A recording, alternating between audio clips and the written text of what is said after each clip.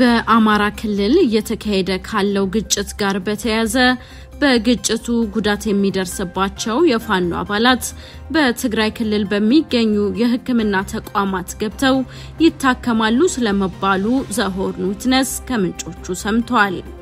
የፋኖ አባላቱ ያለምንም ችግር የሕክምና አገልግሎት እንዲያገኙ የቲዲኤፍ አዛዦችና አባላት ሁኔታዎችን በማመቻቸት ድጋፍና ክትትል ያደርጋሉም ተብሏል። መፈንቅለ መንግስቱን በመምራት በማደራጀትና በማስፈጸም በትረ ስልጣኑን የጨበጡት ሌተናል ጀነራል በሌላ መፈንቅለ መንግስት መንበሩን ሊያጡት መሆኑ ተሰምቷል። ይህ በጀነራሉ አስተዳደር ያነጣጠረው አዲስ የተቃውሞ አድማ የአስመራው መንግስት ከህወሓት አመራሮችና ወታደራዊ አዛዦች ጋር በመሆን የፈጠሩት እንቅስቃሴና አብዮት ስለመሆኑ በመረጃው ተጠቁሟል። የተቃውሞ ዓላማ በፌደራል መንግስት እውቅና የተሰጠውን ጊዜያዊ አስተዳደር በማፍረስ በዶክተር ደብረጽዮን የሚመራው ህወሓት የክልሉን ስልጣን መልሶ እንዲቆጣጠር የሚያስችል አካሄድ ስለመሆኑ ዝርዝር መረጃ ይዘናል። ኢትዮጵያ ያልከፈለችውን የ$1 ቢሊዮን ዩሮ ቦንድ በተመለከተ ከግል አበዳሪዎች ጋር ስታደርገው የነበረው ድርድር ያለ ስምምነት ተጠናቋል ስለመባሉና ሌሎች ርዕሰ ጉዳዮችን በዛሬው የዘሆርን ዊትነስ የመረጃ ሰዓታችን እንነግራችኋለን። መረጃዎቻችን እንዲደርሷችሁ ሰብስክራይብ ማድረጋችሁን አትርሱ። በያላችሁበት ሰላምና ጤናንም እንመኝላችኋለን። በደቡብ ኢትዮጵያ ክልል ጋሞ ዞን በፓርቲ አመራሮችና አባላት ድብደባና እስር እየተፈጸመ እንደሚገኝ 11 ተቃዋሚ ፓርቲዎችን ያሰባሰበው የሰላም ጥምረት አስታወቀ። የጋሞ ዲሞክራሲያዊ ፓርቲ ስራ አስፈጻሚን ጨምሮ ሌሎች የፓርቲው አባላት ካለ ፍርድ ቤት መጥሪያ በአርባ ምንጭ ከተማ በፖሊስ ታስረው መደብደባቸው ተገልጧል። ተጠርጣሪዎቹ በከተማው ነዋሪዎች መካከል ግጭት ለመቀስቀስ እንቅስቃሴ በማድረጋቸው ህግን በተከተለ መንገድ ተይዘው ምርመራ እየተጣራባቸው እንደሚገኝ የገለጸው የከተማው ፖሊስ የቀረበበትን ውንጀላ ሐሰት ነው ሲል አስተባብሏል። በአማራ ክልል እየተካሄደ ካለው ግጭት ጋር በተያያዘ በግጭቱ ጉዳት የሚደርስባቸው የፋኖ አባላት በትግራይ ክልል በሚገኙ የሕክምና ተቋማት ገብተው ይታከማሉ ስለመባሉ ዘሆርን ዊትነስ ከምንጮቹ ሰምቷል። የፋኖ አባላቱ ያለምንም ችግር የሕክምና አገልግሎት እንዲያገኙ የቲዲኤፍ አዛዦችና አባላት ሁኔታዎችን በማመቻቸት ድጋፍና ክትትል ያደርጋሉም ተብሏል። ከፋኖና ከመከላከያ ኃይሎች ግጭት ጋር በተያያዘ ከባድ ጉዳት የደረሰባቸው የፋኖ ኃይሎች በመቀሌ በሚገኘው አዋሽ ወታደራዊ ሆስፒታል ጨምሮ በሌሎችም ሆስፒታሎች ገብተው እንዲታከሙ እንደሚደረግ ምንጮች አስረድተዋል። ከወታደራዊ ሆስፒታሉ በተጨማሪ በትግራይ ክልል በሚገኙ በመንግስትና በግል የሕክምና ተቋማት በመሄድም የተጎዱ የፋኖ አባላት እንደሚታከሙ ዘሆርን ዊትነስ ከምንጮቹ ተረድቷል። ሁኔታው በትግራይ ኃይሎችና በፋኖ ኃይሎች መካከል የተጀመረው አዲስ ፖለቲካዊና ወታደራዊ ጥምረትን የሚያሳይ መሆኑን የሚገልጹት የዘሆርን ዊትነስ ምንጮች የፋኖ ኃይሎች ሕክምና እንዲያገኙ በማድረግ በጉዳት ምክንያት ህይወታቸው እንዳያልፍና አቅማቸው እንዳይመናመን የሚያደርግ ወታደራዊ ድጋፍ ነው ብለዋል። በግጭቱ ምክንያት ጉዳት የሚደርስባቸው የፋኖ አባላት ሕክምናና መድኃኒት የማግኘት ከፍተኛ ችግር እንዳለባቸው የሚያወሱት ለጉዳዩ ቅርበት ያላቸው አካላት ከህወሓት አመራሮች በፈጠሩት መግባባት መሰረት ከፌደራልና ከአማራ የጸጥታ ኃይሎች ተሰውረው በአዋሳኝ የትግራይ አካባቢዎች ተጉዘው ወደ ትግራይ ክልል እንደሚገቡም ተገልጧል። በተለያዩ የጉዞ አማራጮች ተጉዘው ወደ ትግራይ የሚገቡት ጉዳት የደረሰባቸው የፋኖ አባላት በትግራይና በአማራ አዋሳኝ አካባቢዎች ሰፍረው ከሚገኙት የቲዲኤፍ አዛዦችና አባላት ጋር በመነጋገር እስከ መቀሌ ድረስ በመዝለቅ ሕክምና እንዲያገኙ ይደረጋል ተብሏል።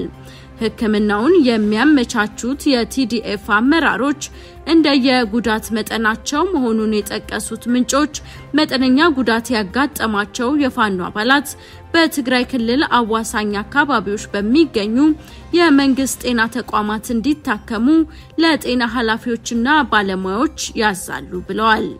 የጉዳት መጠናቸው ከፍ ያለና ከፍተኛ ሕክምና የሚያስፈልጋቸው የፋኖ አባላት ደግሞ ትራንስፖርትን ጨምሮ ሌሎች ሁኔታዎችን በማመቻቸት መቀሌ ድረስ ሄደው ሕክምናውን እንዲያገኙ ይደረጋል ተብሏል። አዋሽ ተብሎ በሚታወቀው የመቀሌ ወታደራዊ ሆስፒታልን ጨምሮ በአይደር በሪምና በሌሎች የሕክምና ተቋማት ለሳምንታት ብሎም ለወራት እንደሚታከሙ ለዘሆርን ዊትነስ የደረሰው መረጃ ያሳያል። ቆቦ፣ አላማጣ፣ ኮረም፣ ቦራና ሳምረ በግጭቱ ጉዳት የደረሰባቸው የፋኖ አባላት ሕክምና ለማግኘት ወደ ትግራይ ክልል ከሚገቡባቸው አዋሳኝ አካባቢዎች መሆናቸውን በመረጃው ተጠቅሷል። በከፍተኛ ሚስጥርና ጥንቃቄ የሚፈጸም በመሆኑ ዘሆርን ዊትነስ ከጉዳዩ ጋር በተያያዘ ተጨማሪ መረጃዎችና ማስረጃዎችን ለማሰባሰብ ያደረገው ጥረት ለጊዜው አልተሳካም። መፈንቅለ መንግስቱን በመምራት በማደራጀትና በማስፈጸም በትረ ስልጣኑን የጨበጡት ሌተናል ጀነራል በሌላ መፈንቅለ መንግስት መንበሩን ሊያጡት መሆኑ ተሰምቷል። ይህ በጀነራሉ ስልጣን የተቀሰቀሰው አዲስ የተቃውሞና አድማ የአስመራው መንግስት ከህወሓት አመራሮችና ወታደራዊ አዛዦች ጋር በመሆን የፈጠሩት የተደራጀ እንቅስቃሴ ስለመሆኑ በመረጃው ተጠቁሟል። የተቃውሞ ዓላማ በፌደራል መንግስት እውቅና የተሰጠው ጊዜያዊ አስተዳደሩን በማፍረስ በዶክተር ደብረጽዮን የሚመራውን ህወሓትን የክልሉ ስልጣንን መልሶ እንዲቆጣጠር የሚያስችል ነው ተብሏል። በጌታቸው ረዳ የሚመራ የትግራይ ጊዜያዊ አስተዳደር በህወሓት አመራሮች በተፈጠረው ክፍፍልና አንጃ ምክንያት በነ ደብረጽዮን የሚመራው ህወሓትና የሰራዊቱ ኃይል በጌታቸው ረዳ የሚመራው ህወሓት ከጊዜያዊ አስተዳደሩ ስልጣን እንዲወገዱ ፖለቲካዊና ወታደራዊ ጫና መፍጠራቸው ይታወሳል። ጊዜያዊ አስተዳደሩን ለማፍረስ መፈንቅለ መንግስቱን ውስጥ ለውስጥ በማደራጀት በመምራትና በመፈጸም ረገድ ሌተናል ጀነራል ታደሰ ወረደ ስማቸው በቀዳሚነት ይጠቀሳል። ጀነራሉ መፈንቅለ መንግስቱን በተሳካ ሁኔታ እንዲፈጸም ለተጫወቱት ሚና አቶ ጌታቸውን በመተካት የክልሉ ጊዜያዊ አስተዳደር ሆነው እንዲሰየሙ በነ ዶክተር ደብረጽዮን ህወሓት ውሳኔ መሰረት ለጠቅላይ ሚኒስትር አብይ አህመድ መቅረባቸውን ተከትሎ ሌተናል ጀነራል ታደሰ ወረደ መጋቢት 30 2017 የጊዜያዊ አስተዳደሩ ፕሬዝዳንት በመሆን እንደተሾሙ ሲዘገብ ቆይቷል። በአስመራው መንግስትና በህወሓት አመራሮች መካከል ጽምዶ በሚል የተፈጠረው ፖለቲካዊና ወታደራዊ ግንኙነት እየሰፋና እያደገ በመምጣቱ ምክንያት የሌተናል ጀነራሉ የስልጣን ፍላጎትና ፖለቲካዊ አቋም ከጥርጣሬ ስለመውደቁ ይነገራል። ጀነራሉ ከፌደራል መንግስት አመራሮች ጋር ያላቸውን ትስስርና ግንኙነት ይበልጥ አስጠብቀው የመቀጠላቸው ጉዳይ ከብልጽግና ፍጥጫ ውስጥ ለገቡት የሻዕቢያና የህወሓት አመራሮች ሁኔታው በይበልጥ እንዲያጤኑትና እንዲገመግሙት የሚያስገድድ ስጋት መፍጠሩ በመረጃው ተጠቁሟል።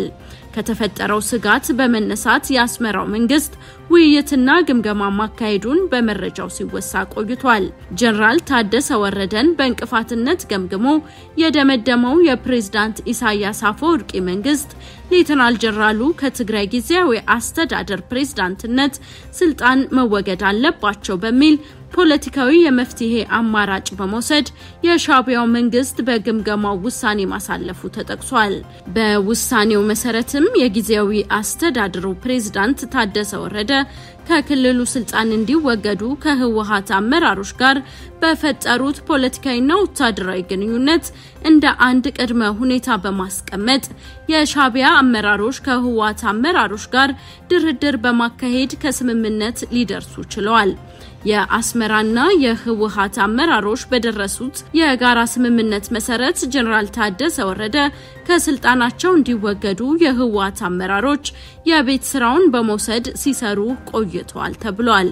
ይህንን ተከትሎ ታዲያ በታደሰ ወረደ የሚመራው የትግራይ ጊዜያዊ አስተዳደር ከስልጣነ መንበሩ ፈንግሎ ለመጣል የህወሓት አመራሮችና ወታደራዊ አዛዦች በጀነራሉ ያነጣጠረ የፕሮፓጋንዳ ዘመቻ በመክፈት ደጋፊዎቻቸውን ሲያደራጁ መቆየታቸውን ተከትሎ ከፍተኛ የሰራዊት ተቃውሞና አድማ በጊዜያዊ አስተዳደሩ ተቀስቅሶ እንዲቀጣጠል ስለማድረጋቸው ተገልጧል። ይህ ከደሞዝ ጥቅማጥቅምና ዲዲአር ጋር በተያያዘ በትግራይ ሰራዊት አባላት የተጀመረው ተቃውሞና አድማ ዛሬም የክልሉ ዋና መንገዶችን በመስጋት ቀጥሎ ውሏል። ወደ መቀሌ የሚደረግ የትራንስፖርት እንቅስቃሴም በተቃውሞ ተገድቧል። ባለፈው ቅዳሜ ጥቅምት 1 2018 ዓ.ም በአዲ ጉደም ከተማ የቲዲኤፍ አባላት በጀመሩት መንገድ የመዝጋት ተቃውሞና አድማ መቀሌን ጨምሮ በማዕከላዊ ደቡብ ምስራቅና ደቡብ ዞኖች በሚገኙ የተለያዩ አካባቢዎች ተስፋፍቶ መካሄዱን እስከ ሮብ መስከረም 5 2018 ቀጥሎ ይገኛል። ከአላጀ መቀለ ከአዲግራት መቀሌ የሚወስዱ አውራ መንገዶች ሮብ መስከረም 5 2018 እስከ ቀኑ 10 ሰዓት ድረስ ተዘግተው መዋላቸው ተሰምቷል። በአድዋ አክሱምና ሽሬን ጨምሮ በማዕከላዊ ሰሜን ምዕራብ ዞን በሚገኙ አካባቢዎች የሰራዊቱ አባላት የሚያካሂዱት የተቃውሞና የአድማ እንቅስቃሴ እስካሁን እንዳልተካሄደ ለማወቅ ተችሏል። በአርሚ 44 ተጀምሮ በአርሚ 22 የተቀጣጠለው የትግራይ ኃይሎች ተቃውሞና አድማ በተለያዩ አካባቢዎች የሚገኙ በሺዎች የሚቆጠሩ የሰራዊቱን አባላት አውራ መንገዶችን በመዝጋት ድምጻቸውን እያሰሙ ይገኛሉ። የመስከረም ወር ደሞዝና ጥቅም የክልሉ መንግስት እስካሁን አልከፈለንም በሚል የተቀሰቀሰው ይህ የተቃውሞ እንቅስቃሴ ከደሞዝ ክፍያው በተጨማሪ ሌሎች ተያያዥ ጥያቄዎችን አንስተውበታል። ሰልፈኞቹ ከደሞዝ ጥያቄ በተጨማሪ ቤት መስሪያ መሬት እንዲሰጣቸው ጥያቄ እያቀረቡ ይገኛሉ ተብሏል። ኢትዮጵያ ያልከፈለችውን የ$1 ቢሊዮን ዩሮ ቦንድ በተመለከተ ከግል አበዳሪዎች ጋር ስታደርገው የነበረው ድርድር ያለ ስምምነት መጠናቀቁ ተሰማ። ገንዘብ ሚኒስቴር ጉልህ መሻሻል ታይቷል ቢልም የአበዳሪዎች ኮሚቴ ግን ድርድሩ ፍሬ አልባ እንደነበር አስታውቋል። የኢትዮጵያ መንግስት በአመት 2 ጊዜ መክፈል የሚጠበቅበትን ወለድ እስከ 2015 ዓ.ም ድረስ ሲፈጽም ቆይቷል ቢባልም ከታህሳስ 2016 ዓ.ም አንስቶ ግን ግዴታውን መፈጸም ተስኖታል ተብሏል። ቦንዱ ታህሳስ 2017 ዓ.ም ሙሉ በሙሉ መመለስ የነበረበት ቢሆንም እንዳልተፈጸመም ተጠቅሷል።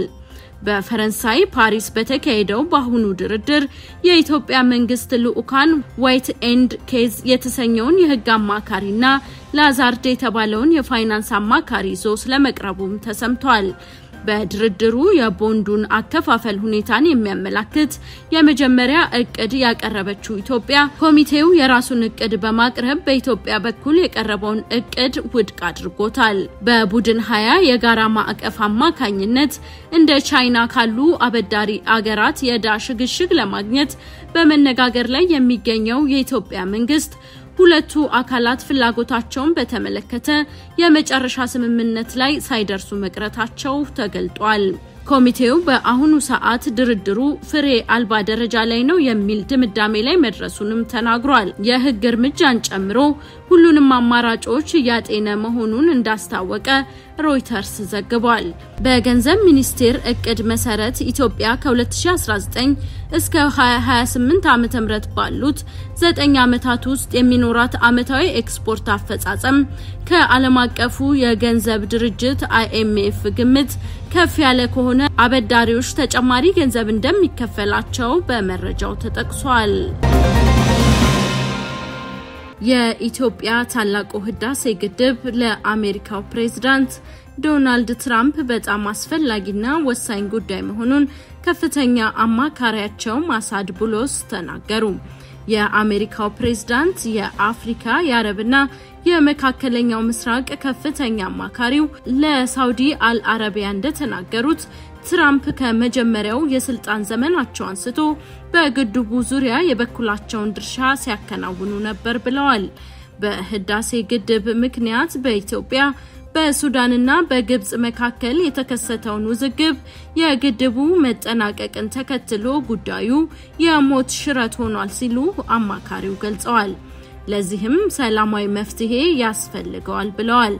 ግብጽ ብሔራዊ ጥቅሟንና የውሃ ደህንነቷን ለማስጠበቅ አስፈላጊ የሆኑ እርምጃዎችን እንደምትወስድ ያስታወቁት ፕሬዝዳንት አብዱል ፈታህ አልሲሲ ኢትዮጵያ የታላቁ ህዳሴ ግድብን በማስተዳደር ላይ እየተከተለች ባለው ኃላፊነት የጎደለው አካሄድ የካይሮ መንግስት እጁን አጣጥፎ አይመለከትም ሲሉ ማስጠንቀቃቸው አይዘነጋም።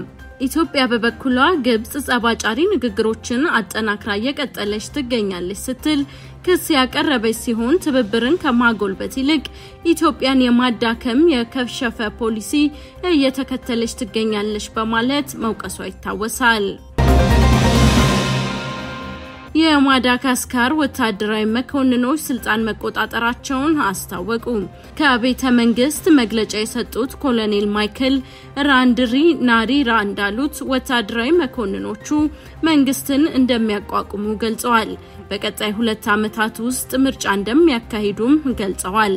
ለሳምንታት በቀጠለው የወጣቶች ተቃውሞ ወደ ስልጣን የመጡት ወታደራዊ መኮንኖቹ ንቅናቄውን የጀመሩት ወጣቶች ስለሆኑ ፍላጎታቸውን እናሟላለን ብለዋል። በማዳጋስካር መዲና አንታናናሪቮ በሺዎች የሚቆጠሩ ሰልፈኞች ሰንደቅ ዓላማ ሲያውለበልቡ ታይተዋል። ፕሬዝዳንቱ ደህንነቱ የተጠበቀ ቦታ እንደሚገኙ ከመገለጹ በዘለለ የት እንዳሉ እስካሁን በይፋ አልታወቀም። የግድያ ሙከራ የተደረገባቸው ፕሬዝዳንቱ በፌስቡክ ባስተላለፉት መልእክት የወታደራዊ መኮንኖችና የፖለቲካ ቡድኖች እኔን ለመግደል አሲረዋል ማለታቸው ተዘግቧል። ከግድያ ሙከራው በኋላ በፈረንሳይ ወታደራዊ አውሮፕላን ከሀገር እንደወጡ ያልተረጋገጡ ሪፖርቶች ይጠቁማሉ። አሜሪካ ሁሉም ወገኖች ህገ መንግስቱን በመከተል ሰላማዊ አማራጭ ይፈልጉ ስትል አሳስባለች። የአፍሪካ ህብረት የወታደራዊ መኮንኖች ጣልቃ ገብነት እንደማያስፈልግ በመጥቀስ ህገ መንግስታዊ ያልሆነ የመንግስት ለውጥን እንደማይቀበል አስታውቋል። ከማዳጋስካር 30 ሚሊዮን ህዝብ 75 በመቶ የሚሆነው ከድህነት ወለል በታች እንደሚኖር የዓለም ባንክ መረጃ ያመለክታል።